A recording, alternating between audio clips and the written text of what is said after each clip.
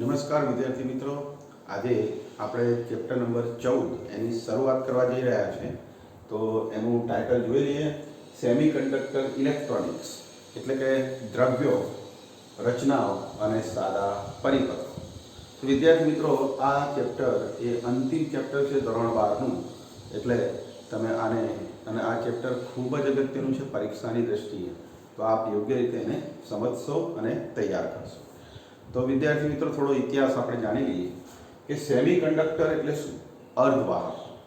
વિદ્યાર્થી મિત્રો, અર્ધવાહકો વિશે આપણે ઘણા સમયથી ભણતા આવ્યા છે. તો આ જે અર્ધવાહકો છે એમાંથી આપણે જુદી જુદી પ્રકારની રચનાઓ બનાવી શકીએ છીએ, જેવી કે ડાયોડ, ટ્રાન્ઝિસ્ટર વગેરે. આજકાલ જે ઇલેક્ટ્રોનિક પરિપથો છે એની અંદર ટેલિવિઝન, કોમ્પ્યુટર, મોબાઈલ વગેરેની જે વિદ્યુત પરિપથો છે એમાં ડાયોડ અને ટ્રાન્ઝિસ્ટર એનો મોટા પ્રમાણમાં ઉપયોગ થતો હોય છે. એટલે આ ચેપ્ટર આપણને ટેકનોલોજીની દ્રષ્ટિએ ખૂબ જ અગત્યનું છે. તો આપણે એને સારી રીતે સમજીશું. આજથી અમુક વર્ષો પહેલાં વિદ્યાર્થી મિત્રો, ડાયોડ અને જે ટ્રાન્ઝિસ્ટર છે તો એમાં જે ડાયોડ છે એટલે કે બે ઇલેક્ટ્રોડ, એમાં એક શૂન્યાવકાશી નળી લેવામાં આવતી અને એમાં શૂન્યાવકાશ કરી કેથોડ અને એનોડની મદદથી એમાં કેથોડને ગરમ કરી અને ઉત્તેજિત કરી અને ઇલેક્ટ્રોન ઉત્પન્ન કરવામાં આવતા અને એ ઇલેક્ટ્રોનને નિયંત્રિત કરવામાં આવતા અને એ રીતે પ્રવાહનું નિયંત્રણ કરવામાં આવતું અને એનો ઉપયોગ કરવામાં આવતો. પરંતુ વિદ્યાર્થી મિત્રો, એવી જ રીતે ટ્રાયોડ અને પેન્ટોડ એનો પણ ઉપયોગ થતો. પણ આજકાલ જે નવી ટેકનોલોજી આવી છે, ઘન અવસ્થા ઇલેક્ટ્રોનિક્સ, સોલિડ સ્ટેટ ફિઝિક્સની અંદર આનો યુઝ થાય છે. તો આ ઘન અવસ્થા ઇલેક્ટ્રોનિક્સ, ઘન અવસ્થા સેમિકન્ડક્ટર ઇલેક્ટ્રોનિક્સ, એવી રીતે આ જે નવી શાખાનો જે ઉદ્ભવ થયો છે કે જેની મદદથી આપણે આજકાલ કે જે ડાયોડ હતા શૂન્યાવકાશી કે જેમાં કેથોડ અને એનોડનો ઉપયોગ થતો, એને બદલે આજકાલ આ ઘન અવસ્થામાં અંદરના ભાગમાં જે ઇલેક્ટ્રોન રહેલા હોય છે એને નિયંત્રિત કરી અને પ્રવાહ મેળવવામાં આવે છે અને વિવિધ પ્રકારની જે રચનાઓ છે એ બનાવવામાં આવે છે. તો વિદ્યાર્થી મિત્રો, આપણે આ પ્રકરણની અંદર આવી વિવિધ પ્રકારની જે રચનાઓ છે જે ડાયોડ સંબંધિત અને ટ્રાન્ઝિસ્ટર સંબંધિત છે એ આપણે ભણવાના છીએ. તો હવે સૌપ્રથમ આપણે શરૂઆત કરીએ આ ચેપ્ટરની કે આ ચેપ્ટરની શરૂઆતમાં આપણે ધાતુઓ એટલે શું, સુવાહકો એટલે શું અને અવાહકો, ધાતુઓ, સુવાહકો અને અર્ધવાહકોનું વર્ગીકરણ એ આપણે સમજીશું. તો વિદ્યાર્થી મિત્રો, આ જે ધાતુઓ છે, ધાતુઓ એની અવરોધકતા એટલે કે ρ ખૂબ જ ઓછો હોય છે. 10⁻² ઓહ્મ મીટરથી 10⁻8 ઓહ્મ મીટર. તો ધાતુઓની જે અવરોધકતા છે એ ખૂબ જ ઓછી હોય છે અને અવરોધકતાના વ્યસ્તને વાહકતા કહીએ છીએ અને વાહકતા એનો વ્યસ્ત હોવાથી અવરોધકતાનો એ ખૂબ જ ઊંચી હોય છે. તો વિદ્યાર્થી મિત્રો, ધાતુઓની અવરોધકતા એ 10⁻² ઓહ્મ મીટરથી 10⁻8 હોય તો વાહકતા એનાથી વ્યસ્ત એટલે કે +10⁻², આનો વ્યસ્ત એટલે 10⁻+2 ઓહ્મ ઇન્વર્સ મીટર ઇન્વર્સ અને અહીંયા 10⁻8 ઓહ્મ ઇન્વર્સ મીટર ઇન્વર્સ. વિદ્યાર્થી મિત્રો, અર્ધવાહકો એટલે શું? તો અર્ધવાહકો એટલે આની અવરોધકતા ધાતુ અને અવાહકોની વચ્ચે હોય છે, એટલે કે સુવાહકો અને અવાહકોની વચ્ચે હોય છે. તો વિદ્યાર્થી મિત્રો, કેટલી? તો અવરોધકતા 10⁻5 ઓહ્મ મીટરથી 10⁻6 ઓહ્મ મીટર અને વાહકતા 10⁻5 થી 10⁻6, આનો વ્યસ્ત. હવે અવાહકોની વાત કરીએ તો અવાહકોની અવરોધકતા એ ખૂબ જ ઊંચી હોય છે, 10⁻11 ઓહ્મ મીટરથી 10⁻19 ઓહ્મ મીટર, એટલે કે વાહકતા એટલે આનો વ્યસ્ત 10⁻11 ઓહ્મ મીટર ઇન્વર્સથી 10 ઓહ્મ ઇન્વર્સ મીટર ઇન્વર્સથી 10⁻19 ઓહ્મ ઇન્વર્સ મીટર ઇન્વર્સ. તો વિદ્યાર્થી મિત્રો, આ આંકડાકીય માહિતી પરથી તમને ખ્યાલ આવી ગયો હશે કે અર્ધવાહકોની અવરોધકતા એ ધાતુ કરતાં વધારે અને અધાતુ કરતાં ઓછી હોય છે અને વાહકતા ધાતુઓ કરતાં અર્ધવાહકોની થોડી ઓછી અને અવાહકો કરતાં અર્ધવાહકોની વાહકતા થોડી વધારે હોય છે. તો આવી રીતે વિદ્યાર્થી મિત્રો અર્ધવાહકો એની વાહકતા અને અવરોધકતા એ ધાતુઓ એટલે કે સુવાહકો અને અવાહકોની વચ્ચે હોય છે. હવે વિદ્યાર્થી મિત્રો જો આમાં તમે સમજી ગયા હોય તો હવે અર્ધવાહકો એ આપણા માટે મુખ્ય છે. અર્ધવાહકો આ ચેપ્ટરની અંદર મુખ્ય છે અને એમાંથી વિવિધ પ્રકારની રચનાઓ ડાયોડ, ટ્રાન્ઝિસ્ટર અને ગેટ વગેરે બનાવવામાં આવે છે.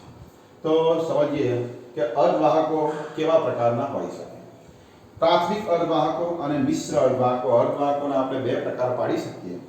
તો પ્રાથમિક અર્ધવાહકો દાખલા તરીકે સિલિકોન અને જર્મેનિયમ, તો એને આપણે પ્રાથમિક અર્ધવાહકો એવા નામથી ઓળખીશું. જ્યારે આ સિવાયના અર્ધવાહકો એ મિશ્ર અર્ધવાહકો, જેને સંયોજન બી કહેવાય, આને તાત્વિક કહેવાય અને સંયોજન કહેવાય. તો અકાર્બનિક જો વાત કરીએ તો અકાર્બનિક અર્ધવાહકો એટલે CdS કેડમિયમ સલ્ફાઇડ અને ગેલિયમ આર્સેનાઇડ GaAs. કાર્બનિક અર્ધવાહકો એટલે એન્થ્રાસીન અને થેલાસાયનાઇન્સ. કાર્બનિક પોલિમરો દાખલા તરીકે પોલીપાયરોલ અને પોલીએનિલીન. તો વિદ્યાર્થી મિત્રો આ અર્ધવાહકો જે છે એના બે પ્રકારો પાડી શકીએ, પ્રાથમિક અને મિશ્ર અર્ધવાહકો. વિદ્યાર્થી મિત્રો આમાં સૌથી વધારે પ્રાઇમરી એટલે કે પ્રાથમિક અર્ધવાહકો, પ્રાઇમરી સેમિકન્ડક્ટર્સ સિલિકોન અને જર્મેનિયમનો મુખ્યત્વે ઉપયોગ થાય છે. તો આજકાલ આપણે જે કંઈ કોમ્પ્યુટર અને ટેલિવિઝનની જે વિદ્યુત પરિપથો સર્કિટ હોય છે એમાં સિલિકોન અને જર્મેનિયમનો મોટે ભાગે ઉપયોગ થતો હોય છે. પરંતુ આજકાલ અન્ય પણ એવી રચનાઓ છે કે LED અથવા ફોટોડાયોડ અથવા એ સિવાય સોલર સેલ તો વગેરેની અંદર આવા અકાર્બનિક પદાર્થો, કાર્બનિક અને કાર્બનિક પોલિમરોનો પણ ઉપયોગ થતો હોય છે. તો દિવસે દિવસે આવા અર્ધવાહકોનો પણ ઉપયોગ વધતો જાય છે. તો વિદ્યાર્થી આપણે આ પ્રકરણમાં મુખ્યત્વે પ્રાઇમરી અર્ધવાહકો એનો ઉપયોગ ભણીશું. ચલો હવે સમજીએ કે આ અર્ધવાહકોની અંદર વિદ્યુતનું વહન કેવી રીતે થતું હશે. વિદ્યાર્થી મિત્રો એ સમજવા આપણે ઉર્જા સ્તરો એટલે કે ઉર્જા પટ પર આધારિત ઉર્જા સ્તરો એને આપણે સમજવા પડે. વિદ્યાર્થી મિત્રો તમને ખબર છે કે પરમાણુની અંદર ન્યુક્લિયસની આસપાસ ઇલેક્ટ્રોન પરિભ્રમણ કરતો હોય છે જુદી જુદી કક્ષાઓમાં, અને એમાંય જે બાહ્યતમ કક્ષામાં ઇલેક્ટ્રોન હોય છે કે જે સરળતાથી મુક્ત થઈ શકે એને વેલેન્સ ઇલેક્ટ્રોન આપણે કહીએ છીએ. જ્યારે બે પરમાણુ એકબીજાની નજીક આવે ઘન અવસ્થામાં ત્યારે આ ઇલેક્ટ્રોન એ સ્વતંત્ર રહી શકતો નથી અને પોતાની જે અવસ્થા છે ઉર્જાની એ બદલતો હોય છે. અને એવા તો ઇલેક્ટ્રોન એ વેલેન્સ જે ઇલેક્ટ્રોન હોય છે એ ચોક્કસ ઉર્જા ધરાવતા સ્તરમાં રહેલો હોય છે. તો એને વેલેન્સ અવસ્થા આવા નામથી ઓળખવામાં આવે છે. તો આવી વેલેન્સ અવસ્થા એને કહેવામાં આવે છે. અને એવી જે ઉર્જા સ્તરો કે જેમાં ઇલેક્ટ્રોન હોતા નથી તો એનું જે ઉર્જા સ્તરો છે એમાં એની ઉર્જા એ ખૂબ જ ઓછી હોય છે. તો એને કહીશું આપણે ખાલી એટલે કે કન્ડક્શન બેન્ડ. તો વિદ્યાર્થી મિત્રો આવા બે પ્રકારના ઉર્જા સ્તરો હોય છે કે જેમાં ઇલેક્ટ્રોન, જે ઉર્જા સ્તરોમાં ઇલેક્ટ્રોન ભરાયેલા હોય એને વેલેન્સ બેન્ડ કહેવાય, અને જે ઉર્જા સ્તરમાં ઇલેક્ટ્રોન હોતા નથી, ખાલી હોય છે, એને કહેવાય કન્ડક્શન બેન્ડ. તો વિદ્યાર્થી મિત્રો આવી રીતે બેન્ડ બે પ્રકારના હોય. બેન્ડ એટલે પટ, વેલેન્સ બેન્ડ અને કન્ડક્શન બેન્ડ. અને ગુજરાતીમાં જો એને કહીએ તો સંયોજકતા પટ અને વાહકતા પટ. તો આવા બે પ્રકારના પટ હોય છે. તો વિદ્યાર્થી મિત્રો આપણે જો ઉર્જા પટની જો આપણે સમજ મેળવવી હોય તો એના માટે આપણે ઉદાહરણ તરીકે સિલિકોન લઈએ કે સિલિકોન એ ટેટ્રાવેલેન્ટ છે. હવે ટેટ્રાવેલેન્ટ હોવાથી એમાં 4 વેલેન્સ ઇલેક્ટ્રોન હોય છે. હવે માની લો n સિલિકોનના પરમાણુ લઈએ તો એક સિલિકોનનો પરમાણુ હોય એમાં આપણે 4 વેલેન્સ ઇલેક્ટ્રોન હોય તો એવા n સિલિકોનના પરમાણુ હોય તો એમાં 4n વેલેન્સ ઇલેક્ટ્રોન હોય. હવે જો ઇલેક્ટ્રોન રચનાની વાત કરીએ સિલિકોનની તો એની બાહ્યતમ કક્ષામાં એટલે કે 1s2, 2s2, 2p6, 3s2 અને 3p2. તો આવી રીતે એમની બાહ્યતમ કક્ષામાં 4 વેલેન્સ ઇલેક્ટ્રોન હોય છે અને એ 4 વેલેન્સ ઇલેક્ટ્રોન એ એમાં વધુમાં વધુ એમાં વેલેન્સ અવસ્થાઓ એ 8n જેટલી હોય છે. તો 8n વેલેન્સ અવસ્થાઓ છે, 4n ઇલેક્ટ્રોન છે. તો જ્યારે આ 4n ઇલેક્ટ્રોન એ વેલેન્સ એટલે કે ખાલી અવસ્થાઓમાં બેસશે તો અડધી એટલે કે 8n ના બે ભાગ પાડીએ તો 4n અને 4n. તો 4n વેલેન્સ અવસ્થામાં ઇલેક્ટ્રોન, જો એક વેલેન્સ અવસ્થામાં બે ઇલેક્ટ્રોન ગોઠવીએ તો આવી રીતે 4n વેલેન્સ અવસ્થાઓ એ ઇલેક્ટ્રોનથી ભરાયેલી હશે અને 4n વેલેન્સ અવસ્થાઓ એમાં એક પણ ઇલેક્ટ્રોન હશે નહીં. એટલે કે 8n જે અવસ્થાઓ છે એના બે ભાગ પડે, 4n અને 4n. તો આવા જે બે ભાગ છે 4n 4n કે જેમાં ઇલેક્ટ્રોન ભરાયેલા છે એને વેલેન્સ બેન્ડ કહેવાય. જેમાં ઇલેક્ટ્રોન ખાલી છે એને કન્ડક્શન બેન્ડ કહેવાય. અને એ બંને વચ્ચે જે જગ્યા છે એને એનર્જી ગેપ એટલે કે ઉર્જા પટ આવા ટૂંકમાં અને ઉર્જા ગેપ આવા નામથી ઓળખવામાં આવે છે. તો વિદ્યાર્થી મિત્રો, આવી રીતે 3 પ્રકારના ઉર્જા સ્તરોમાં આવા બે પટ હોય અને વચ્ચે ખાલી વિસ્તાર હોય એને એનર્જી ગેપ કહેવામાં આવે છે. હવે વિદ્યાર્થી મિત્રો, અલગ અલગ પદાર્થો હોય, ધાતુ, અર્ધવાહકો અને અવાહકો.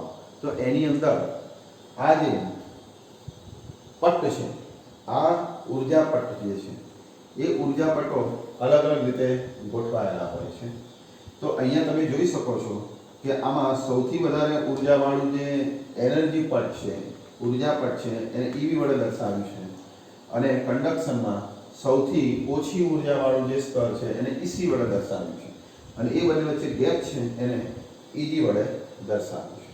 તો આના આધારે વિદ્યાર્થી મિત્રો આપણે એવું કહી શકીએ કે આ એનર્જી ગેપ અલગ અલગ પદાર્થોમાં અલગ અલગ પ્રકારનો હોય છે. દાખલા તરીકે આપણે પહેલો કિસ્સો લઈએ, ધાતુ પદાર્થ. તો ધાતુ પદાર્થની અંદર આવા બે કિસ્સા જોવા મળે કે જેમાં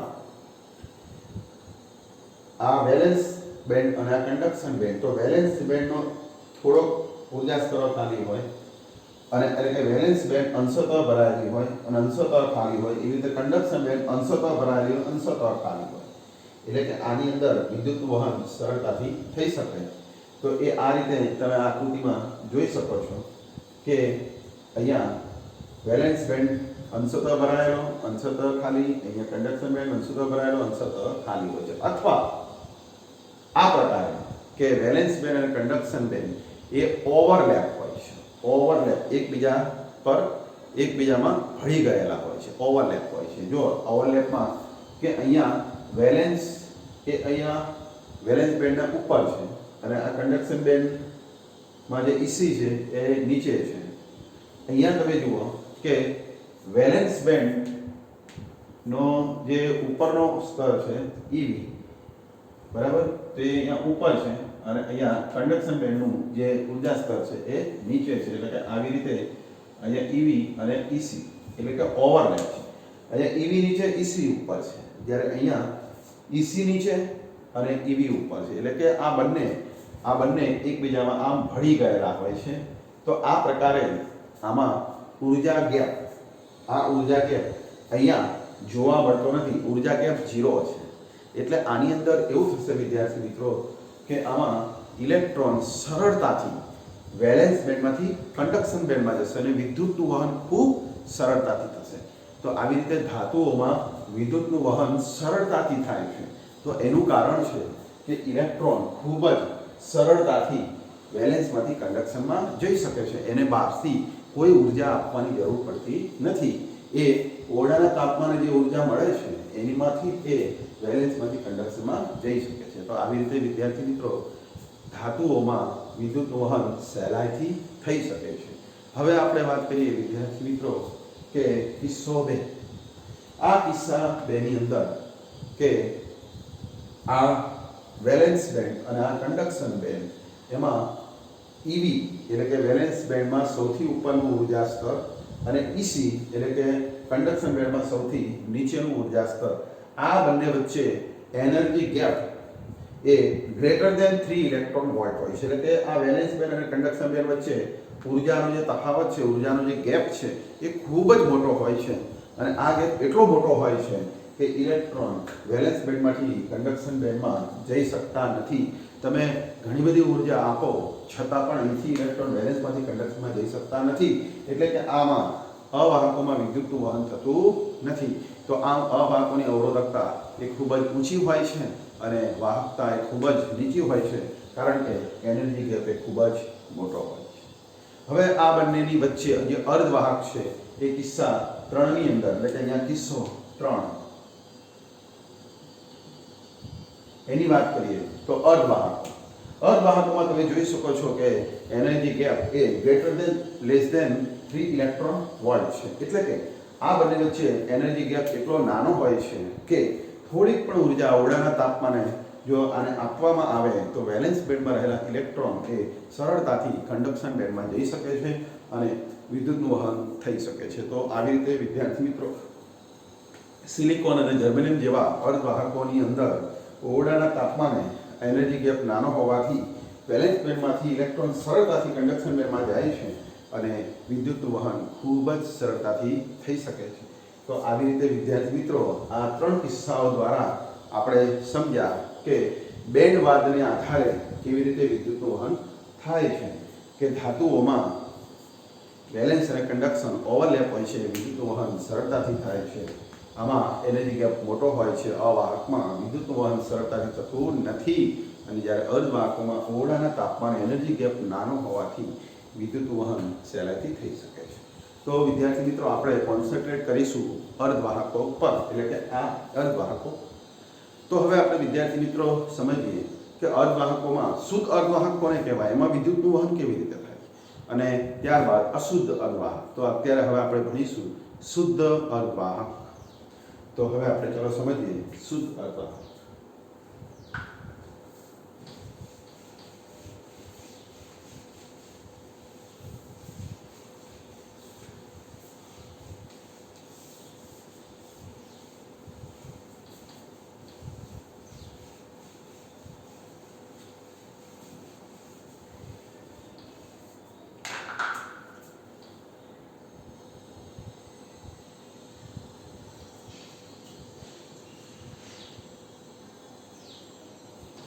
વિદ્યાર્થી મિત્રો પહેલા તો શુદ્ધ અર્ધવાહક કોને કહેવાય, કે જે અર્ધવાહકમાં બધા જ પરમાણુઓ એક જ તત્વના હોય. માની લો સિલિકોન તો બધા જ સિલિકોનના પરમાણુ, જર્મેનિયમ તો બધા જર્મેનિયમના પરમાણુ, અને કાર્બન તો બધા જ કાર્બનના પરમાણુ. તો વિદ્યાર્થી મિત્રો શુદ્ધ અર્ધવાહક એટલે એવો અર્ધવાહક કે જેમાં દરેક પરમાણુ એક જ તત્વનો હોય.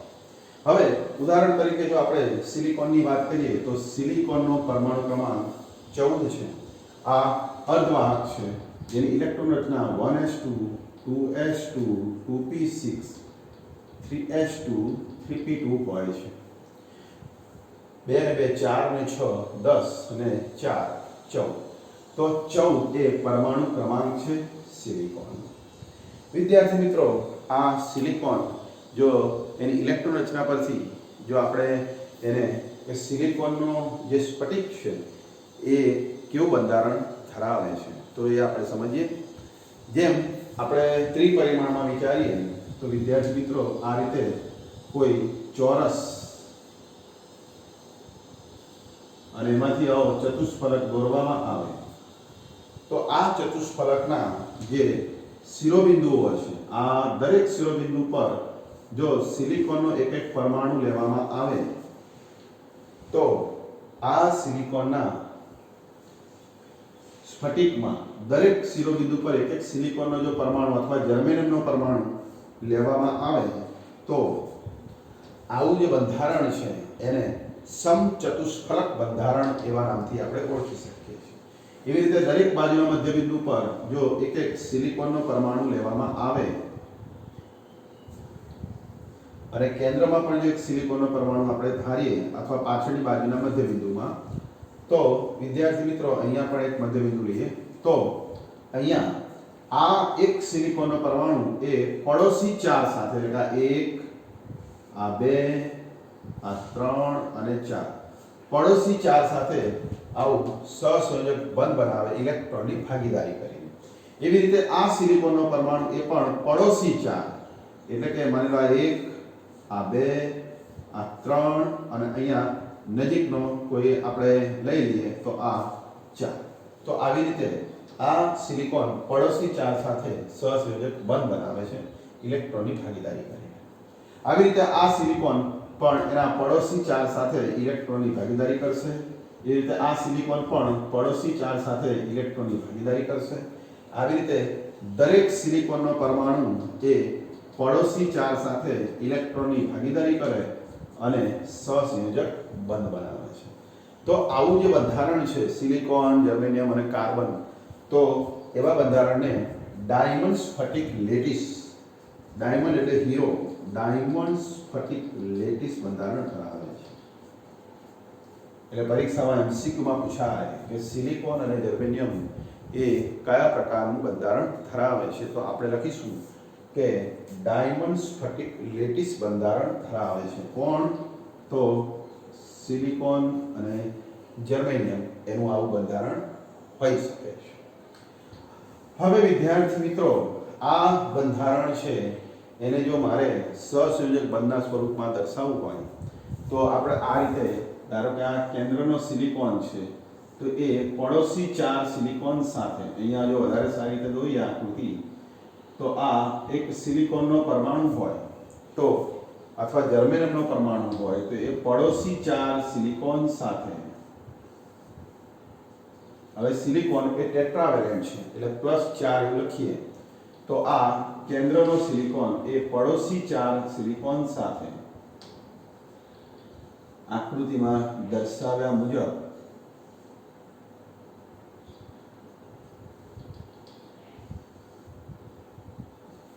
ઇલેક્ટ્રોનની ભાગીદારી કરે છે.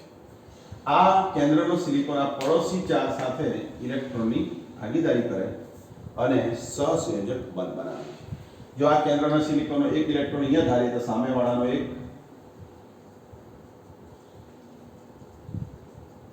આનો એક ઇલેક્ટ્રોન ધારીએ તો આનો સામે, આનો એક ઇલેક્ટ્રોન અહીંયા તો સામેવાળાનો એક, આનો કેન્દ્રનો અહીંયા તો સામેવાળાનો એક. આવી રીતે વિદ્યાર્થી મિત્રો આવું બંધારણ એ સિલિકોન ધરાવે છે.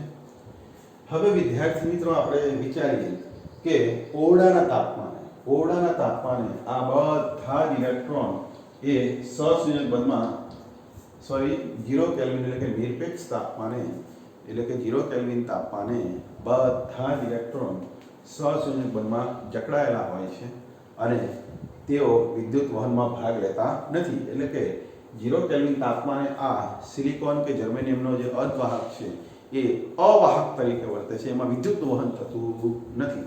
પરંતુ જો વિદ્યાર્થી મિત્રો વધારે સારી રીતે આને સમજવું હોય તો આવી રીતે વધારે સિલિકોનના પરમાણુ લઈએ આપણે કે જે ટેટ્રાવેલેન્ટ છે,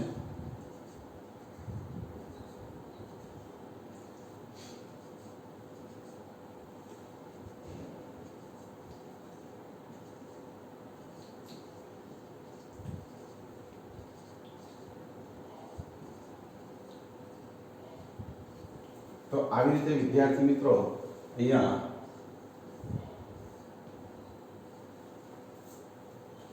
તમે જોઈ શકો છો કે આ દરેક સિલિકોનનો પરમાણુ પડોશી ચાર સાથે એક ઇલેક્ટ્રોનની ભાગીદારી કરે છે. ઓરડાના તાપમાને 0 કેલ્વિન તાપમાને આ અવાહક તરીકે વર્તે છે. હવે વિદ્યાર્થી મિત્રો ઓરડાના તાપમાન એટલે કે તાપમાન, સામાન્ય તાપમાન એટલે ઓરડાનું તાપમાન 300 કેલ્વિન, આને કહેવાય સામાન્ય તાપમાન.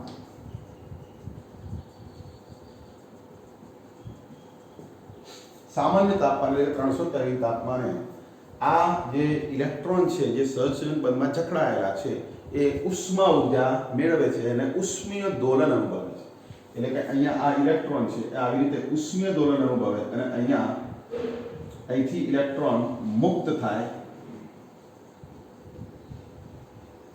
એટલે અહીંયા એક ખાલી જગ્યા પડે છે.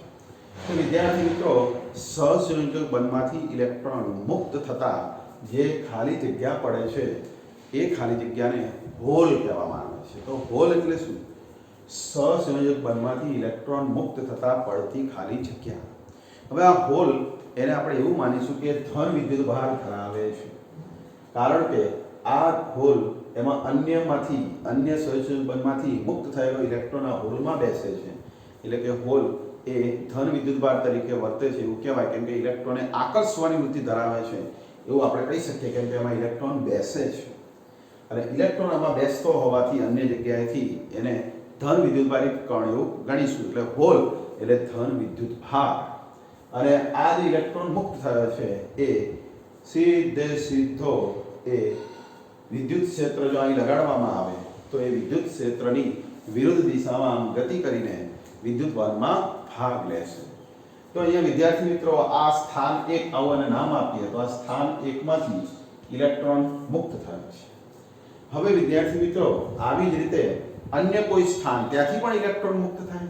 માની લો ચલો આ બીજું સ્થાન છે, આ સ્થાન 2 છે, તો સ્થાન 2 માંથી પણ ઇલેક્ટ્રોન મુક્ત થાય ઉષ્મીય દોલનના કારણે, અને એ મુક્ત થયેલો ઇલેક્ટ્રોન આ હોલમાં બેસે છે. તો અહીંયા હોલની ગતિ કઈ બાજુ? તો અહીંયા રહેલો ઇલેક્ટ્રોન અહીંયા જાય એટલે જાણે અહીંયા રહેલો હોલ સ્થાન 2 માં આવે છે એવું કહેવાય. એટલે ઇલેક્ટ્રોનની જે ગતિ છે એ સ્થાન 2 થી 1 તરફ હોય તો હોલની ગતિ સ્થાન 1 થી સ્થાન 2 તરફ હોય છે. એટલે કે અહીંયા ઇલેક્ટ્રોનની ગતિ એ સ્થાન 2 થી સ્થાન 1 તરફ આવે તો હોલની ગતિ એ સ્થાન 1 થી સ્થાન 2 તરફ થાય છે. તો આવી રીતે વિદ્યાર્થી મિત્રો અહીંયા વિદ્યુતનું વહન 2 રીતે થાય છે. એક તો જે ઇલેક્ટ્રોન મુક્ત થયો છે એ વિદ્યુત ક્ષેત્રની વિરુદ્ધ દિશામાં ગતિ કરશે એટલે મુક્ત ઇલેક્ટ્રોનને કારણે આમાં એક પ્રવાહનું નિર્માણ થાય છે. એ પ્રવાહને IE વડે દર્શાવવામાં આવે છે. અને પ્લસ અહીંયા હોલ જે ગતિ કરશે કે ઇલેક્ટ્રોન જમણી બાજુ જાય વિદ્યુત ક્ષેત્રની વિરુદ્ધમાં તો હોલ એ ડાબી બાજુ ગતિ કરે છે. એટલે કે આ મુક્ત ઇલેક્ટ્રોનની વિરુદ્ધ દિશામાં હોલ ગતિ કરે છે અને હોલ એના કારણે પણ પ્રવાહનું વહન થતું હોય છે. એટલે એમાં પ્લસ IH કરીએ તો આપણને જે કુલ પ્રવાહ મળે છે એ આ મુક્ત ઇલેક્ટ્રોનની ગતિના કારણે મળતો પ્રવાહ અને પ્લસ હોલને કારણે મળતો પ્રવાહ એ બેના સરવાળા જેટલો હશે. એટલે કે વિદ્યાર્થી મિત્રો શુદ્ધ અર્ધવાહકમાં વિદ્યુતનું વહન એ 2 રીતે થાય છે, મુક્ત ઇલેક્ટ્રોનની ગતિથી અને હોલની ગતિથી. અને કુલ પ્રવાહ એટલે IE પ્લસ IH. બીજું વિદ્યાર્થી મિત્રો અહીંયા જ્યારે ઇલેક્ટ્રોન મુક્ત થાય છે એટલે કે એક ઇલેક્ટ્રોન મુક્ત થાય તો સામે એક હોલ રચાય છે. આવી રીતે વિદ્યાર્થી મિત્રો આમાં હજારોની સંખ્યામાં ઇલેક્ટ્રોન મુક્ત થાય તો એટલા જ સામે હોલ પણ રચાતા હોય છે. એટલે શુદ્ધ અર્ધવાહકમાં ઇલેક્ટ્રોનની સંખ્યા અને હોલની સંખ્યા સરખી ગણવામાં આવે છે. એટલે કે Ne બરાબર NH. તો પરીક્ષાની અંદર પ્રશ્ન એવો પૂછાય વિદ્યાર્થી મિત્રો કે શુદ્ધ અર્ધવાહકમાં ખાલી જગ્યા 4 ઓપ્શન આપ્યા હોય Ne બરાબર NH, Ne greater than NH, Ne less than NH કે Ne not equal to NH. તો આપણે જવાબ સિલેક્ટ કરીશું ઇક્વલ ટુ Ne બરાબર NH. તો આને કહેવાય કે શુદ્ધ અર્ધવાહકમાં Ne બરાબર NH. તો વિદ્યાર્થી મિત્રો પરીક્ષાની અંદર 2 માર્ક્સમાં પ્રશ્ન પૂછાય શુદ્ધ અર્ધવાહકમાં વિદ્યુતનું વહન કેવી રીતે થાય છે સમજાવો. તો આપણે આ બંધારણ સમજાવી અને આ રચના એટલે કે આને બોન્ડ વાત કહેવાય એના આધારે આ પ્રવાહ સમજાવીશું. હવે વિદ્યાર્થી મિત્રો જો આપણે આગળ જે ભણ્યા કે બેન્ડ વાત એટલે કે પટ, તો એના આધારે જો આ વસ્તુ સમજવી હોય તો આ રીતે આ વેલેન્સ બેન્ડ થયું અને આ વેલેન્સ બેન્ડમાં ઉપરનું ઉર્જા સ્તર EV કહેવાય. આ વેલેન્સ બેન્ડ એવી રીતે અહીંયા આ કન્ડક્શન બેન્ડ એમાં સૌથી નીચેનું ઉર્જા સ્તર એ EV કહેવાય અને આ બંને વચ્ચેનો ગેપ એને એનર્જી ગેપ કહેવાય. હવે વિદ્યાર્થી મિત્રો કે આ સિલિકોનમાં ટેટ્રાવેલેન્ટ હોવાથી એની અંદર આવા 2 ઇલેક્ટ્રોન દરેક ઉર્જા સ્તરમાં હોય છે. એટલે કે વેલેન્સ બેન્ડમાં ઇલેક્ટ્રોન ભરાયેલા હોય છે, જ્યારે આ કન્ડક્શન બેન્ડ એમાં ઇલેક્ટ્રોન હોતા નથી અને આ ઉર્જા ગેપ એ 2 બેન્ડ વચ્ચેનો વિસ્તાર છે, ખાલી વિસ્તાર. હવે તમે અહીંયા આપણે ભણ્યા કે 0 કેલ્વિન તાપમાને આમાં કોઈ ઇલેક્ટ્રોન મુક્ત હોતો નથી. એટલે કે 0 કેલ્વિન તાપમાને આમાં વેલેન્સ બેન્ડમાંથી ઇલેક્ટ્રોન કન્ડક્શન બેન્ડમાં જતો નથી. એટલે કે આમાં વિદ્યુતનું વહન થતું નથી. પરંતુ T ગ્રેટર દેન 0 કેલ્વિન તાપમાને એટલે કે ઓરડાના તાપમાને વેલેન્સ બેન્ડમાંથી ઇલેક્ટ્રોન કન્ડક્શન બેન્ડમાં જાય અને અહીંયા ઇલેક્ટ્રોન એ કન્ડક્શન બેન્ડમાં જાય અને વિદ્યુતનું વહન થાય છે. એવી રીતે અન્ય બે ઇલેક્ટ્રોન એ પણ અહીંયા કન્ડક્શન બેન્ડમાં જાય અને અહીંયા હોલ રચાય. તો આવી રીતે વેલેન્સ બેન્ડમાંથી ઇલેક્ટ્રોન કન્ડક્શન બેન્ડમાં જાય તો એને આપણે કાંટા ટપકા વડે દર્શાવીશું અને અહીંયા વેલેન્સ બેન્ડમાં જે ખાલી જગ્યાઓ પડે છે હોલ એને આપણે ખાલી ટપકા વડે દર્શાવીશું. તો આ ઘાટા ટપકા એ ઇલેક્ટ્રોન બતાવે છે અને આ ખાલી જે જગ્યાઓ છે એ હોલ છે એવું દર્શાવે છે. તો ઓરડાના તાપમાને ઇલેક્ટ્રોન એ વેલેન્સમાંથી કન્ડક્શનમાં જતા અર્ધવાહકોમાં વિદ્યુતનું વહન થાય છે. જ્યારે 0 કેલ્વિન તાપમાને આવું થતું નથી. તો આવી રીતે વિદ્યાર્થી મિત્રો સિલિકોન, જર્મેનિયમ વગેરેમાં કાર્બનમાં આવી રીતે વેલેન્સમાંથી ઇલેક્ટ્રોન કન્ડક્શન બેન્ડમાં જાય એટલે વિદ્યુતનું વહન થાય છે. તો તમને ખ્યાલ આવી ગયો હશે કે આ બોન્ડ વાર એટલે કે બંધ અને આ બેન્ડ વાર એટલે કે પટ.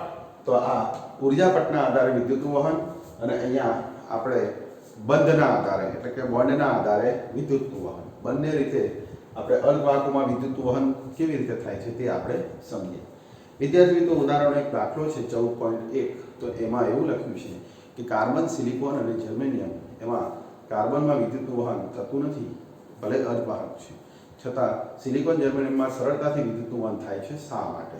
તો વિદ્યાર્થી મિત્રો ત્રણની અંદર વેલેન્સ ઉર્જા સ્તરો હોય છે, પરંતુ કાર્બનની અંદર બીજા નંબરે ઉર્જા સ્તર હોય છે. વેલેન્સ ઉર્જા સ્તરો બીજી કક્ષામાં હોય છે, જ્યારે સિલિકોનમાં ત્રીજી કક્ષામાં અને જર્મેનિયમમાં ચોથી કક્ષામાં હોય છે.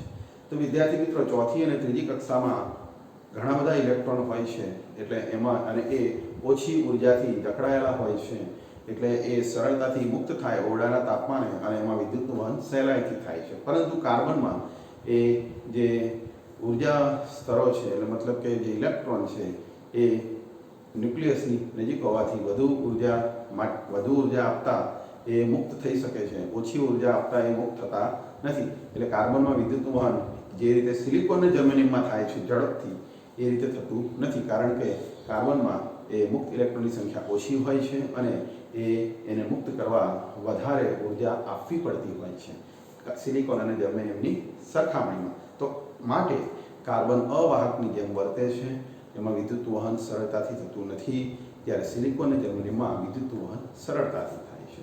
તો વિદ્યાર્થી મિત્રો આજના લેક્ચરમાં, પ્રથમ લેક્ચરમાં તમે સિલિકોન, જર્મેનિયમ અર્ધવાહકો વિશે ખૂબ ભણ્યા. તો આ ટોપિક 14.1, 14.2 અને 14.3 આપ ટેક્સ્ટમાંથી જોઈ ખૂબ સારી રીતે તૈયાર કરશો તો હું માનું છું કે તમને કોઈ તકલીફ પડશે નહીં અને નેક્સ્ટ લેક્ચરમાં ફરી પાછું આપણે આગળ વધીશું. અર્ધવાહકના પ્રકાર, N પ્રકારનો અર્ધવાહક, P પ્રકારનો અર્ધવાહક અને ડાયોડ. તો આજના લેક્ચરમાં આટલું લેવા દઈએ છીએ. આપ યોગ્ય રીતે એને તૈયાર કરશો અને નોટબુકમાં હોમવર્ક કરશો તો હું માનું છું કે તમને કોઈ મુશ્કેલી રહેશે નહીં. તો આટલું રહેવા દઈએ છીએ. નેક્સ્ટ લેક્ચરમાં ફરી મળીશું. ત્યાં સુધી આપ આટલું તૈયાર કરશો. જય શ્રી કૃષ્ણ.